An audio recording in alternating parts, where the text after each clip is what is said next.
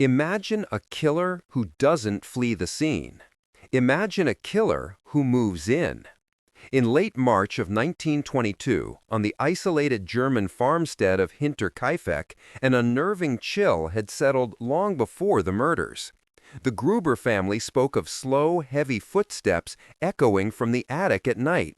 A set of house keys vanished without a trace. A newspaper from Munich appeared on the porch, though no one had bought one. It was a prelude to horror, whispered in the unexplained sounds of a house that was no longer truly their own. Then, one evening, the terror took shape. One by one, the family was lured to the barn. A shadow, a familiar sound, a sudden, brutal blow from a mattock. Andreas and Cäzilia Gruber, their daughter Viktoria, and her children Cäzilia and Josef. Inside the house, the new maid, Maria Baumgartner, who had arrived only hours earlier, met the same fate. 6 bodies silenced in the dark. But the story doesn't end there. It's where it begins.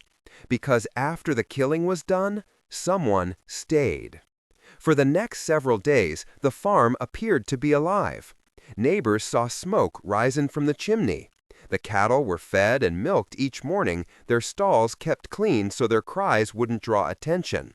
In the kitchen, someone cooked meals, eating the family's food while their bodies lay cooling in the barn and the house. This wasn't a crime of passion or a robbery gone wrong. This was an occupation. The killer had not just taken their lives, he had taken their home. When the scene was finally discovered, the police were baffled. The warmth from a recent fire still lingered in the stove. There was food on the table. The tracks in the snow led from the deep woods to the farm, but none ever led away. The most chilling detail wasn't the violence of the crime, but the calm, domestic routine that followed it. Who lives among the dead without fear? Who tends to a farm where they have just slaughtered everyone?